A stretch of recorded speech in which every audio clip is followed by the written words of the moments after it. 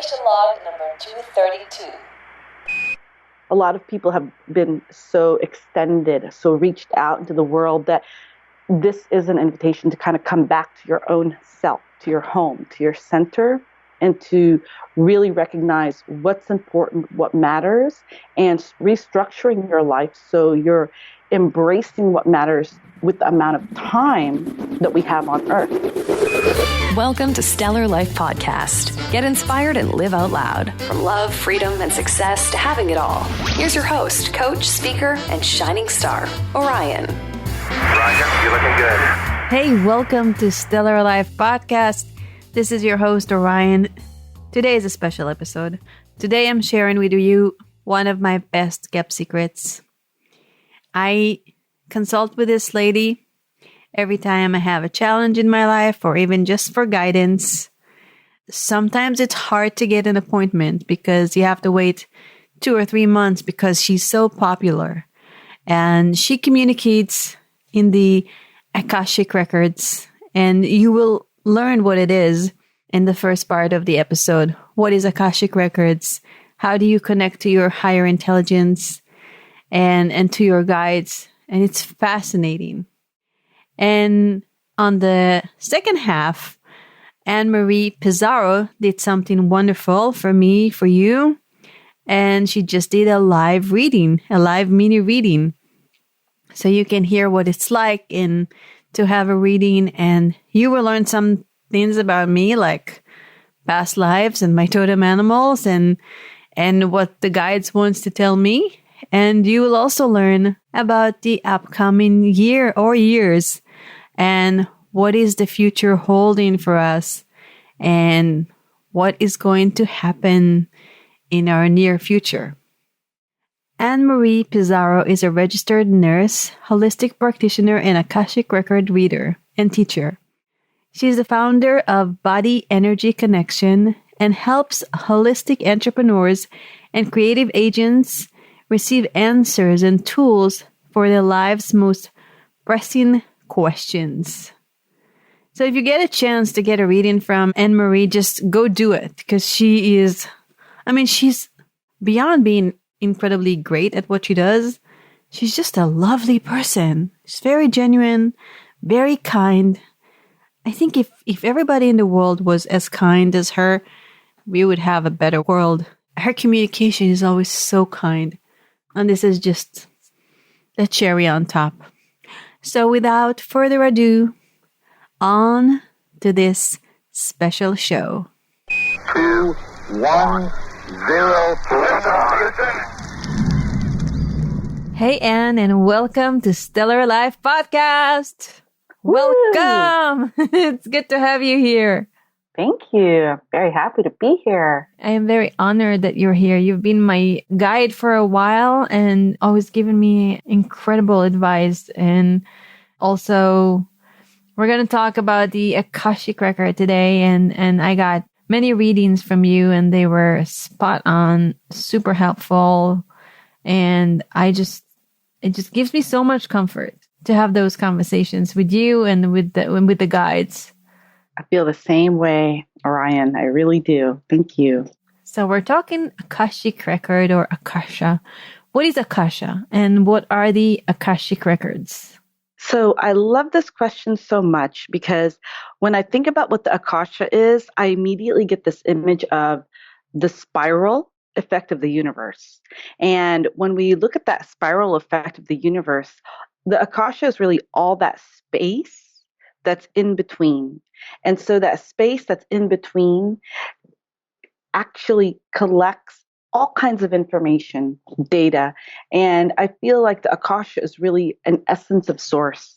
And the Akashic Records is actually Source's way of collecting information through each and every individual consciousness, soul consciousness, so that it can have this data bank, this personal as well as collective library that allows Source to know itself through all these different souls, as well as gives all these different souls access to this infinite bank of information that helps them know themselves on a deeper level. So I think of the Akashic Records like the universal computer It's always recording. It's always keeping information. And I feel like that energy of the Akasha is that essence that is the field that absorbs and attracts that information. And what's really interesting is because we're surrounded by the Akasha, it's like we're with the whole entire element of source around us all the time. And who found about it? I mean, was the first person that discovered the Akashic records and the Akasha? I think that the Akasha and the Akashic records have been around since man has been around, but to actually have a way to connect to the Akashic records, we go back and we go back in time and we hear certain names like Edgar Casey or Madame Blavatsky or who is the founder of the Waldorf School, Rudolf Steiner. But I really feel like it goes even further back in time. I think about the Egyptians and their access to celestial knowledge, or even the Greeks and how they were able to access so much information. So I don't really think that there is one particular person that may have said, this is what this is, and this is how you get into it, because there are actually a lot of doors that can access the Akashic records.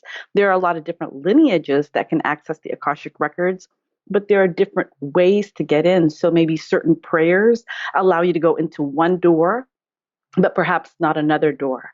So I'm not really sure who exactly founded the actual word or the term Akashic records or that term Akasha, especially because when you look at some videos that come from India, they talk about that field of the Akasha and they bring it back to even thousands of years ago. So that's a great question because I'm going to do a little bit of investigation to really see how far back that phrase has been coined. So it's not common knowledge. Not too many people, if you look at the whole world population, not many people know about the Akashic records.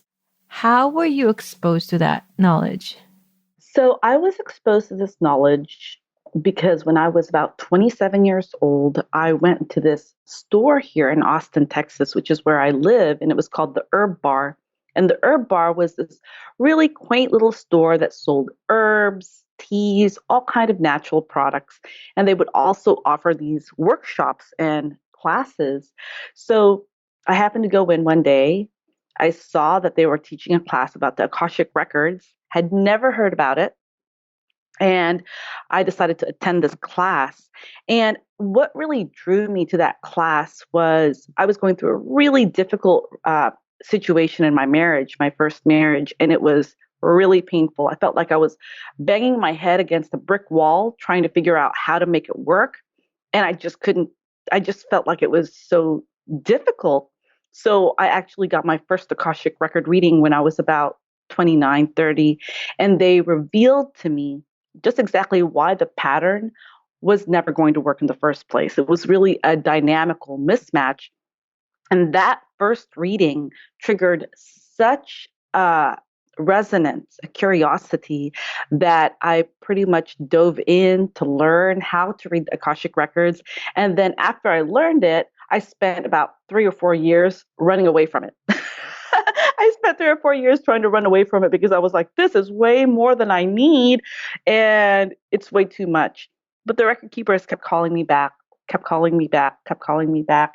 And eventually it was the work that allowed me to retire from my full-time job as a nurse to do it full-time. So, and I feel like for some people, it's a bit of a commitment to carry on that desire to work with this body of information and knowledge. What was your first interaction with the record keepers?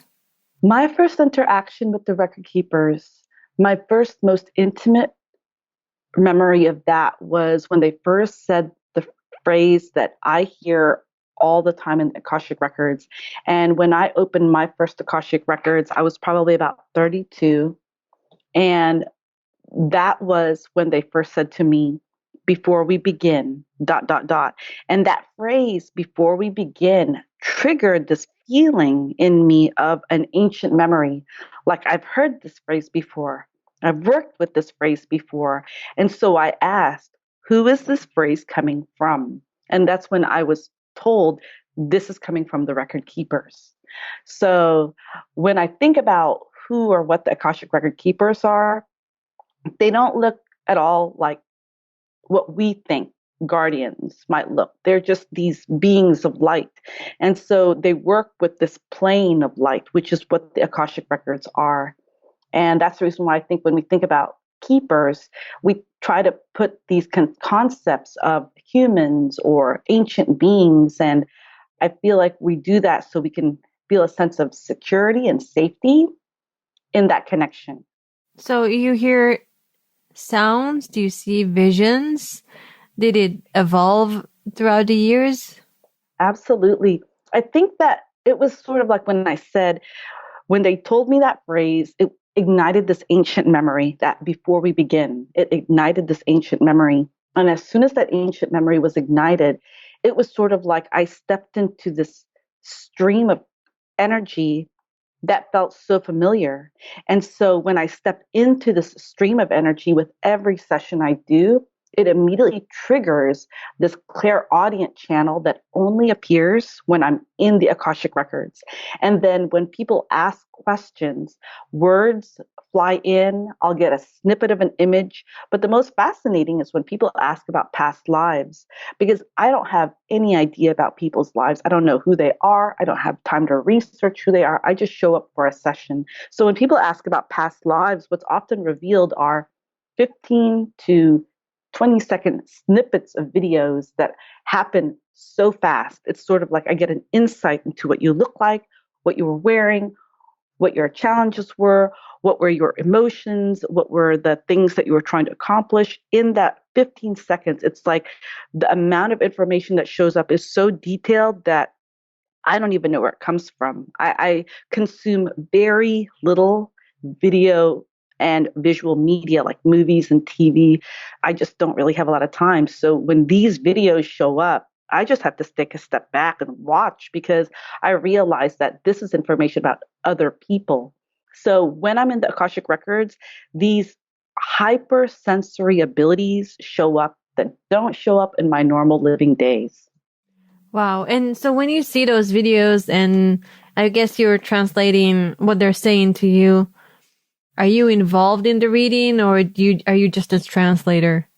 See, now that's the real neat part because what's in the Akashic records is light. That's the only way you can keep so much data is it's stored in the form of light. And when we receive that as readers, it's immediately translated from light into a verbal dialect that we can understand for this plane. So when I ask myself to step aside, when I ask my conscious self to step aside, that conscious self acts as the filter. And that's the filter that tries to translate, understand, and it really just gets in the way. So when I ask that conscious self to step aside, what's really left is the reader. And the reader's job is just to receive the verbal information that shows up from the record keepers right away. So when I step aside, it's almost like this streaming conversation that happens between you and the reader because the reader doesn't really have an agenda. So its job is just to deliver. It doesn't even translate because by the time the information's been translated from light to sound, it's already in a place that we as human beings can receive. And are the readings always correct? Well, this is what I find is interesting is that it's as correct as the person's perspective in that moment. And what I find is that the record keepers are very cryptic about how they deliver certain things. Now, there have been some readings that I have given to people where it seemed like the Akashic record readers were on point, verbatim. It happened to the day, to the moment. And those are probably what I'd say about 40%. 20 to 30% shifts happen in the outcome because people make decisions and changes and act choices. And so sometimes these decisions and choices can shift the timeline. And we all have particular timelines that we're living, and you can deviate from that timeline by a decision that you make, which can actually push that outcome that you received in the Akashic Records either back or bring it sooner. So most people don't even realize what an influence they have to the outcome of the Akashic Records. Now, the one factor that I find that is the most difficult to really nail down, actually, I'll say two factors. The two factors that I find that are the most difficult to nail down in terms of accuracy is time of events and love. So time of events, like I have worked with many clients where the record keepers would say, this is what we see coming. This is the time frame that we see it. And there may be some circumstances that can shift that. And what I'll find is that the outcome happens, but the time frame may be different. And that may be due to one decision that shifted the timeline, or a person not being quite ready for that moment, or other circumstances needed to happen. Now, when it comes to nailing down love, boy, that's really, really challenging because human beings and their heart are very fickle and changeable. So when you're dealing with changeable things like emotions, to try to nail down how somebody's going to feel 3 to 6 months from now, especially asking about how someone else is going to change or feel when that Akashic record may not be fully open, part of that is almost slightly predictive. And this is the reason why I really try to step aside, because I want the best for everyone personally as Anne, but sometimes the record keepers just have to deliver information as is. And so when it comes to nailing down things like love, it can be a little bit more vague because there are still things that still have to happen, like how other people react, other people's choices. Is our destiny already written for us, or do we have free will? Is there a destiny waiting for us, or do we have free will? Well, I think that both of those answers are correct. We have a soul's path. And before we come down on this plane, we make these agreements that we're going to do these things. And there's a lot of space between these major agreements to shift and change and even not to do those agreements. So while we have these major markers in our timeline, it allows us to reach a particular destined outcome when we reach or we do certain markers. Now, if we don't do those markers, it will still lead us to an outcome, a destined outcome, but it may not be the original destined outcome that we agreed to when we came down to this plane.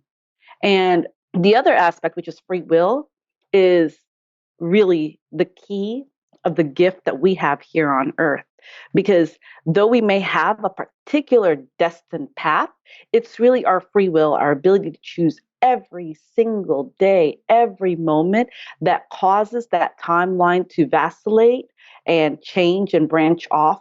But we do end up going back to our main soul's timeline and still continue that journey. So our ability to choose and have free will is really our opportunity to experience different consequences, different lessons, and even different ways to do things. Do we all have past lives, or there are some new souls that are coming down to earth this time? You know, what's really fascinating is that I have seen this influx of new souls whose past lives are less than 7. And there is this body of work that talks about cycles of 7, that souls go through cycles of 7. And it seems like after the turn of the century, this last turn, not 2000, but 1900s, in the 1900s, there was sort of a wave of new souls that started to come in for 1900s to 2000s. But there are a whole lot more souls that I work with that have been here for many, many different incarnations. I've probably only worked with a small handful that have had 3 to 4 or less lives. So what's really interesting are these new souls. It's as if they come fairly equipped with certain abilities that make them a bit more advanced than some of these older souls that have been doing this for a long time, over and over and over and over and over. Because for some of these older souls, part of the reason to come here is for support. For others, it's to deal with really old, archaic archetypes. And for these new souls, they're here to make a bridge to this new world. Wow. Did you get any information or messages about what's going on in the world today and about COVID-19 and everything that is going to be before it happened? Well, that's the thing is I don't go into the Akashic Records to ask about the world unless I am given that assignment from the record keepers. I usually try to be very in the background to support. So I support really my clients. And what I found was that no one was really asking about COVID in 2019. But around February, December of 2019, the information that started to show up in the Akashic records were this: plan for delay, something shows up with some kind of an upheaval, you're going to have to pivot. Those were the three themes that kept showing up. And I was like, okay, people are still being asked to make plans, but they're also being asked to prepare for a pivot. Why doesn't that make sense to me? And it didn't show up until March, when people really started asking questions about COVID, that all that information started to reveal itself. And what I've noticed or observed from these Akashic record readings, especially when people ask about this coronavirus, are about 3 or 4 observations. That number one, this is a cyclical event. If you were to study virology, epidemiology, human beings go through cycles of diseases, cycles of plagues, and it usually happens before, a major event is happening in the world. So we're in the age of light, we're in the age of technology, and it seems like this is that pivotal event that's happening in our lifetime, in our generation, because there's really this like call back to an essence of the self. A lot of people have been so extended, so reached out into the world, that this is an invitation to kind of come back to your own self, to your home, to your center, and to really recognize what's important, what matters, and restructuring your life so you're embracing what matters with the amount of time that we have on earth. And for some people, that could be 10, 20, 30 years. For other people, that's 50, 60, 80 years. It's really just a reminder to do things differently. The other thing is that this is a cycle that's really trumpeting the technology age. And with this trumpeting of the technology age, you're going to see a lot more automation. You're going to see more bot activity. You're going to see more ways that causes people to feel connected, but at the same time isolated. So it's as if this event was a reminder for people not to lose their humanity. And then the third part I've seen about this coronavirus is that the human body has had to suffer a lot of changes in the last probably 50 to 80 years because food production has changed. And when food production changes, it starts to mess with our capacity to maintain good health, maintain vitality and immunity. So this is really a reminder to people that they have to be able to make sure that their body's capacity to be well, to be strong, is important in order to meet whatever measures that are being offered halfway. And it's really coming down to the power of choice. So the coronavirus is really giving people the opportunity to exercise choice for themselves with their work, their relationships, their health, all of it. It's sort of the wake-up call that kind of came to bring people to a place of just opening their eyes to realize that there's more and that they can do more, and that this is something that will also pass. That's the most important. This will pass because we've seen other pandemics also pass. Amazing. We spoke before and we said, would you agree to give the audience a taste of a reading? And okay, I'm super excited to do this with you. It's going to be very short, unfortunately. I'm going to ask some personal questions and we'll see what will happen. Okay. So would you like me to just go ahead and start opening the Akashic records and then come back when it's ready? Yes, please. Okay. So is it okay if I just I'll go ahead and do the opening prayer, and then I'm going to put you on hold while I'm opening the Akashic records. And then as soon as I hear the records are open, I'll come back and then we'll start your session or we'll start the recording. So I'm just going to ask you right now, just go ahead and relax and get settled at this time. I invite you to close your eyes, take a deep breath, and exhale, allowing your body, mind, spirit, and consciousness to align, arrive, and be present to our call. We energetically heart link, creating a sacred bond between you and I that allows us to enter into our sacred heart space. As we enter into our sacred heart space, we're able to activate and open this portal of light, allowing us to heart link with the earth below and also to heart link with the creator above. As we are connected above and below, we offer the gift of love and gratitude to the creator and the earth, allowing them to receive it and return it to us in a tenfold beam of light. Through this tenfold beam of light, we're able to call down our ascended masters, teachers, loved ones, angels, guides, our soul council, and the lords of the Akashic Records. Please work with us and through us that we may receive your gift of healing. Please guide us, direct us, surround and protect us in a bubble of love and light. Let Orion, Sarah, Talmay receive knowledge, energy, and information for her highest healing and her highest and best good. So, Orion, do I have your permission to open your Akashic Records at this time? Yes, please. Great. Okay. So let me just put you on hold and I'm going to be right back. And then we'll start your Akashic Record reading in just a moment. So I'll be right back.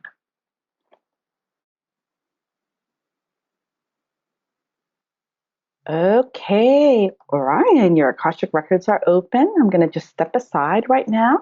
Your record keepers are ready. So go ahead and bring a question, or if you would like, I can start off with general information that's waiting for you in the Akashic Records. Let's start with general information, please.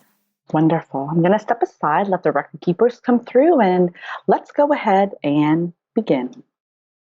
Before we begin, we would like to welcome you back into the Hall of Records. We are extremely pleased in capital letters that you are here for the opening of your Akashic Records. We are greeted by 3 key images and 3 areas of your life we would like to discuss. At the opening of your Akashic Records, we are greeted by the image of a gift. The gift appears to be wrapped with a bow, and the gift is an interesting symbol because it's threefold in meaning. Number 1, it is letting you know that you are a gift in the world. Number 2, it is giving you an insight that there is a gift coming your way.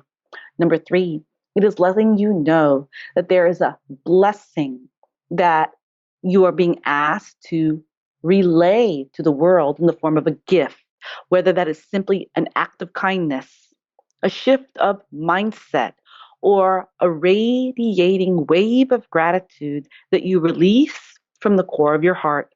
The second is a symbol of the egret, capital E-G-R-E-T. The egret appears to be this beautiful white bird that is giving us the insight that there is an aspect of your nature that exhibits this grace, beauty, and nobility.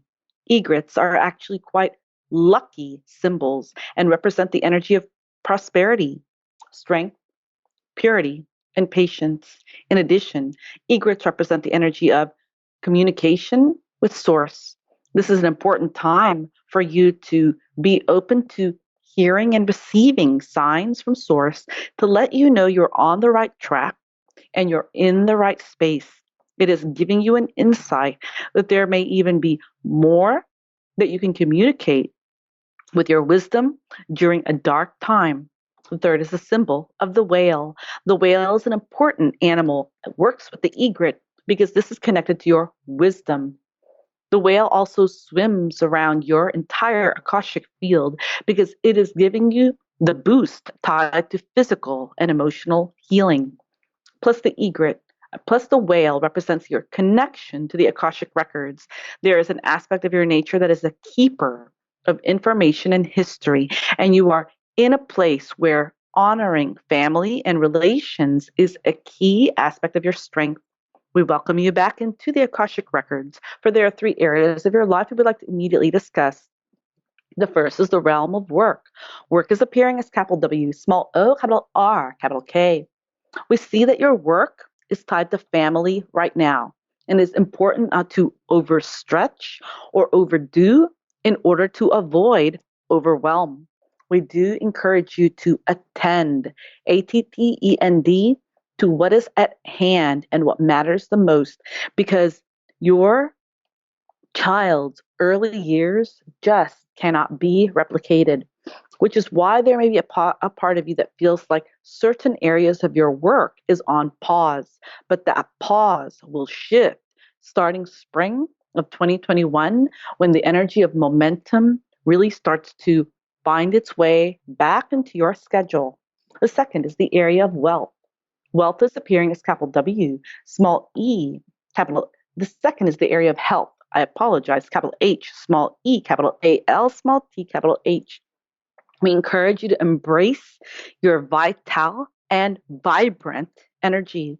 It is so important for you to feed the energy of vitality of mind, body, and spirit, because you are essentially the glue, the emotional glue for the family.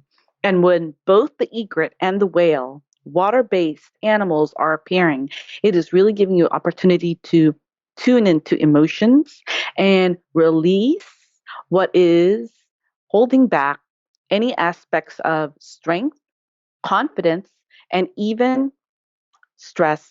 We do encourage you to embrace the joy of the season, to find the blessings, and most of all, still keep actions tied to immunity on point.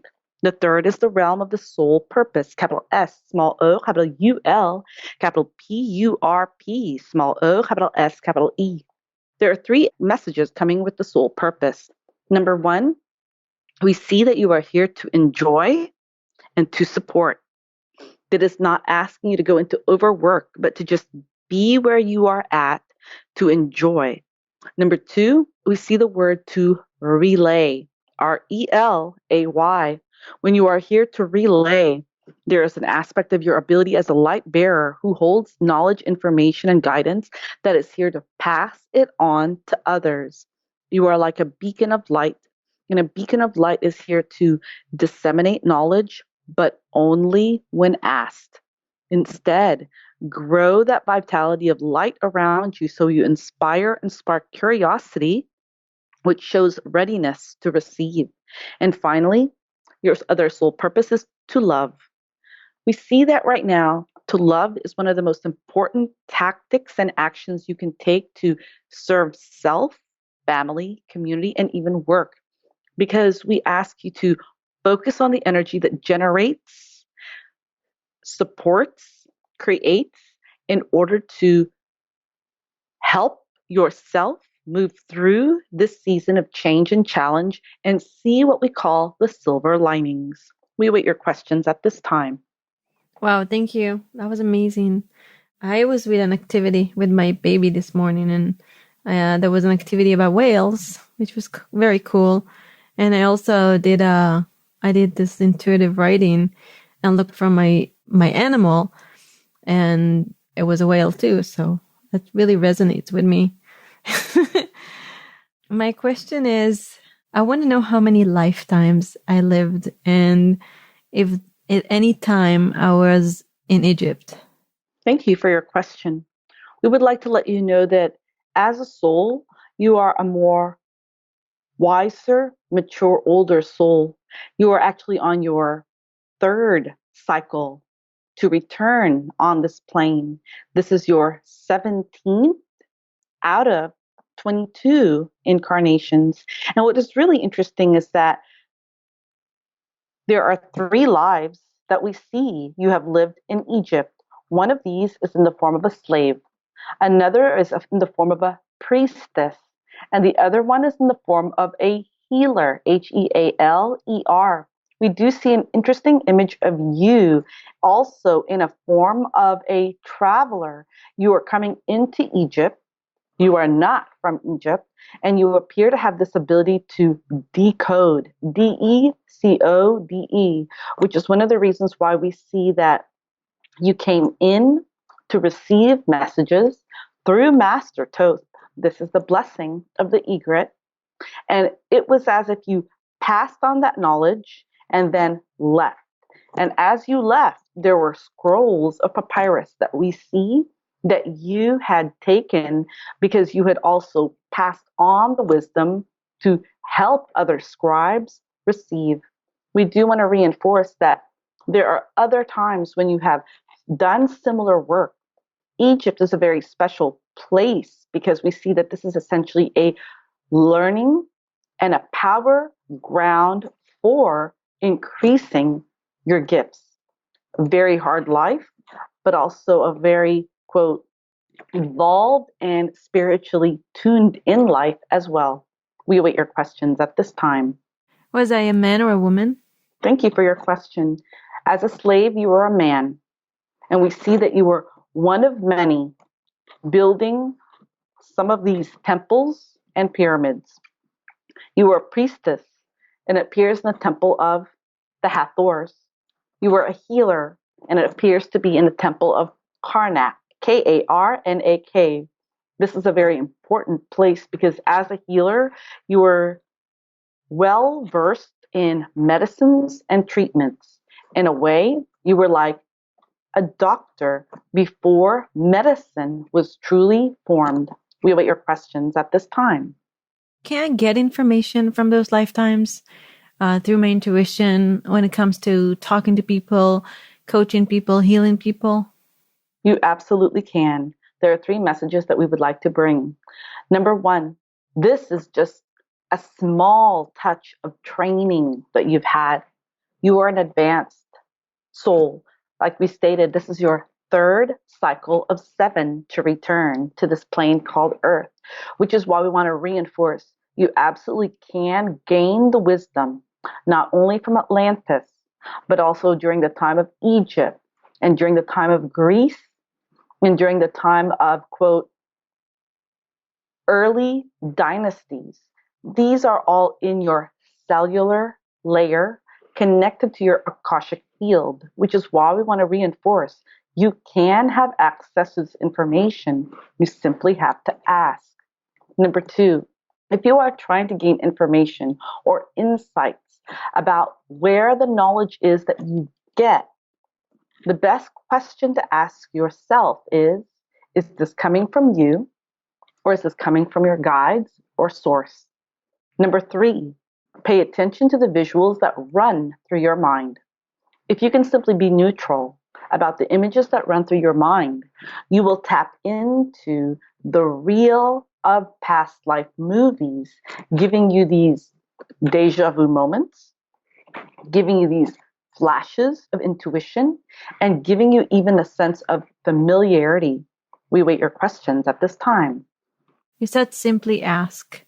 I want to wrap my head around simply asking. Do I need to just sit in quiet and ask? Do I need to create a ritual to get, because in everyday life, I don't feel like I can just get this information. It just seems so far. We do agree with you.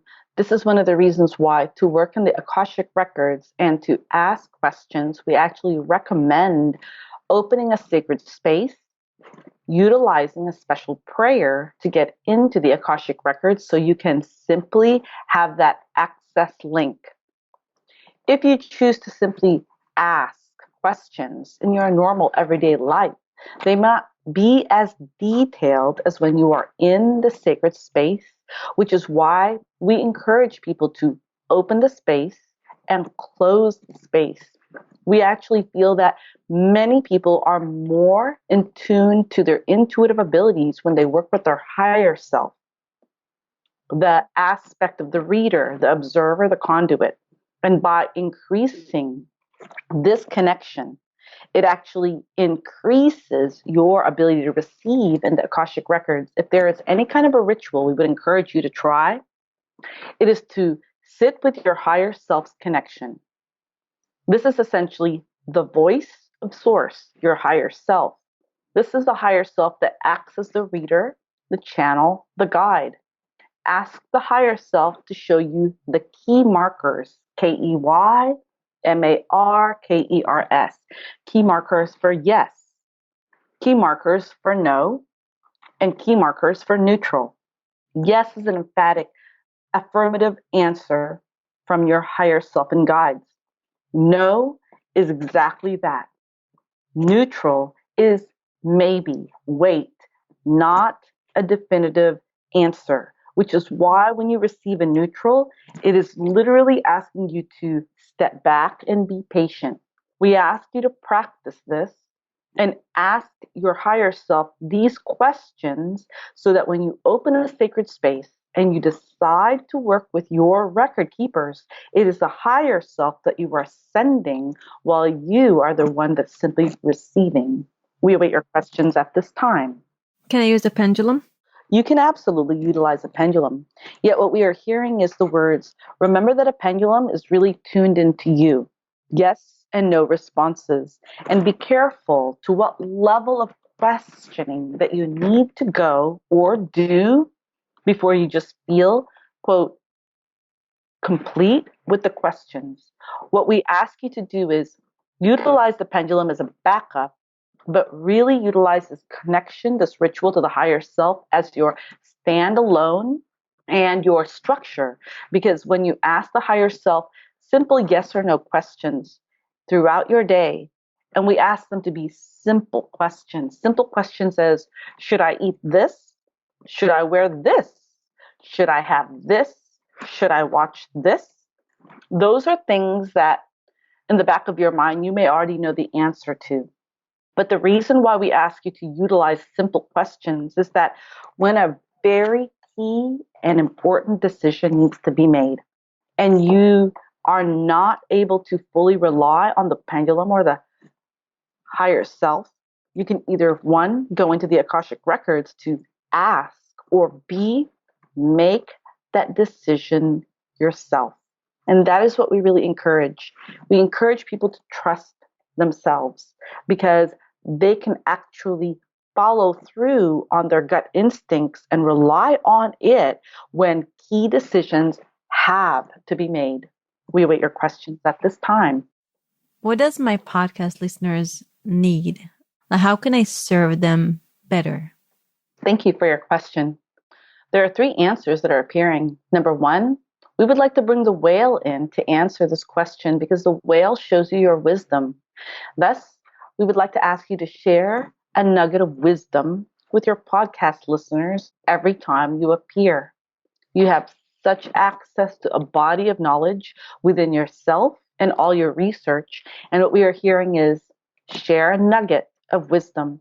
Number 2, be real, be empathetic, be compassionate, and also be understanding. When you are real, you are relatable. You are sharing aspects of your life that other people are experiencing as well. And this makes you relatable. And the more relatable you are, the information that you share is usable for people. Number 3, please don't be afraid to show humor, comedic relief, lightness of self, light inner poking. When we say light inner poking, we're not talking about self-deprecation because there are many people, even comedians, that will utilize self-deprecation as a way to deliver humor. And we ask you not to go there, especially because there are already enough heavy vibes in the world by bringing lightness, fun, laughter, light poking. When we say light poking, it can be something as, you'll never believe what I did, guys. Or, I can't believe I did something so silly. What we are seeing is the words, humor is actually Source's highest way of communicating play and joy. And thus we ask you to share this with your listeners. We await your questions at this time. Thank you. How soon will I be able to go and travel and speak in front of audiences physically and go to conferences and travel around the world? Thank you for your question. We see that travel will really start to pick up in 2021, late summer. But where this confidence to be able to renew travel and feel truly safe starts to show up in March, April of 2022. It's as if there is enough protocols in motion, vaccinations, options for other forms of protection, masks, regulations that give people a semblance of safety. And the reason why we see these semblance of safety appearing is that the wheel of the world simply refuses to stop turning.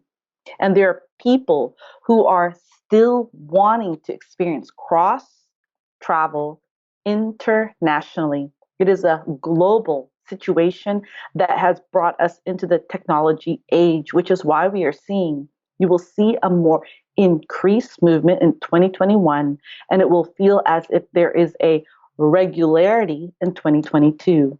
We await your questions at this time. When will people stop wearing protective masks? I'm talking about the masks for the COVID-19. Thank you for your question. We do see that this has a bit of a longer protocol than anticipated. We are even seeing up to 2024 at the latest, where people will still be utilizing PPEs, protective personal equipment. Now, it does appear that starting as early as 2022, it is an intermittent activity, and it really depends on the company. We do want to reinforce that there will still be some protocols to check, such as temperatures and even rapid testings, which will become more globally available, which is one of the reasons why we see 2021, we see the word yes, capital YES for the masks and the PPEs. 2022, we see the word moderate use. 2023, we see about 25 to 30% of the populace, primarily healthcare workers, and, quote, those that espouse these protocols will primarily be pushing it. But in 2024, we see that it starts to cease. CEASE. Now, we do have a warning because there is something about this coronavirus, the actual virus, its virulent nature that is so changeable and mutable that causes surges, SURGES, to come up and down. That even with a vaccine, we see a mutation occur that allows it to surge in other countries, but not necessarily globally, which is one of the reasons why we see the words, quote, it's a bit of a longer time frame for this particular virus because of its very strong, mutable properties. We await your questions at this time. What are some good lessons people need to know to live a happier, better life, a stellar life? Thank you for your question. There are 3 answers that we would like to share with you at this time. Number 1, remember that it is a gift to be on this planet, in this body, in this life, and you are given this opportunity to exercise choice. It is absolutely your birthright to succeed, be happy, be loved, and be joyful. You simply have to embrace it, choose it, and align to the outcome consistently. Number 2, we would like to reinforce that what you think about, you create and bring about.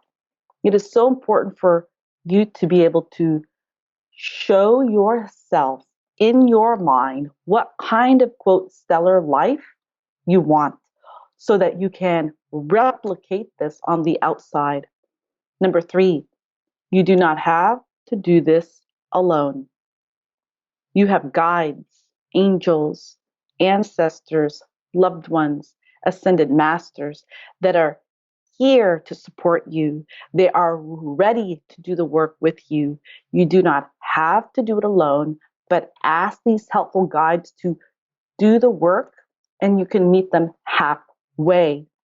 That third is really the most important because in order to live a stellar life, it's important for people to command that they are able to have that life is not just being thrown at them, but that they are also co-creating with life to have what we call a stellar life, end quote. We await your questions at this time. Thank you. I feel very good and very complete. Thank you so much for answering my questions. Quote, before we let you go, because the whale showed up so predominantly to you today, be aware that if there is anything that you can do to increase your communication to the Akashic Records, think of the whales. The whales are the record keepers of the earth. And because they store all the knowledge of the earth within their own energies, you can think of the whales, think of a question, and allow your energy to spiral out from the heart, much like a planet as it is forming or a universe as it is forming, and allow that energy to spiral out past you and into the universe, and then spiral it back to you, and know that what you have in your field is the answer. And the reason why we ask you to work with the whales is that you have done this before with these sacred animals, and this through the whales' song, their tones, their undertones that triggers your memories to those ancient files that are stored within you. And we have no further information at this time. Thank you.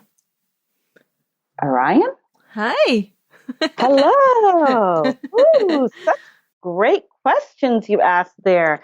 And the whales were just swimming the whole time you were around. It's so amazing that you had the whales show up today. Yeah, so we did this activity in the morning, and it was all about the whales. And it's like you go there for 3 hours, and it's all the moms and the babies.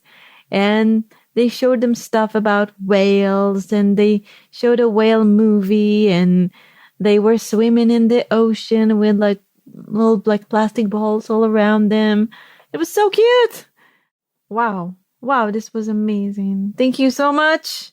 Oh, thank you for asking these questions and asking some of those questions about the coronavirus, because, I actually don't ask those questions. I let other people ask them. So it gives me an insight of, oh, okay, that's what I need to plan for too. Yeah, thank you. So thank you for that heads up. Thank you. And wow, thank you. Thank you so much for being here and agreeing to doing this live on the spot like that. I know there is a long waiting list to be working with you, but everybody that is listening should work with you, because this is just an incredible experience and very insightful. Where can people find you and connect with you? Well, they can come to my website at bodyenergyconnection.com. One of the most important messages that I get from the Akashic Records for so many people is that there's just not enough. There's not enough healers, practitioners, readers, supporters on this planet to deal with all the questions that people have. So if your listeners are interested in learning how to open their Akashic Records and receive information, I'm also teaching a course in 2021 to help people become an Akashic Records guide. So come to my site, check it out, reach out to me. I'm super relatable. I don't bite. And it's a very beautiful experience. It's totally changed my life. Thank you, Anne. And I really love and respect you. I mean, every interaction we have, you are so kind and so generous and so respectful. And it's just been a pleasure working with you in the last few years. And yeah, I deeply appreciate this podcast. And I'm sure our listeners are going to be so grateful. And everybody just got a really a good message for themselves as well. So thank you very much. Thank you, Orion, and just want to thank you for the work you're doing. This podcast, like the record keeper said, you're here to be a gift to the world. So I feel really, really grateful to be on your podcast and to also be connected to you. So thank you. Thank you. And thank you, listeners. Take the incredible lessons you learned today. Just write it down somewhere. And if something just gave you an aha moment, remember that and follow that, and maybe make your own rituals to connect to your guides, and have a good time and love a lot and have a stellar life. Thank you for joining me on my mission to light people up and change lives around the world. I hope today's conversation inspires you to step up, go after the life of your dreams, and be who you want to be. If you enjoyed this episode, make sure to go to stellarlifepodcast.com for show notes, transcripts, and other cool stuff. And please subscribe, review, and help spread the word by sharing us on Facebook and Twitter. Have a lovely day, and I'll catch you on the next episode.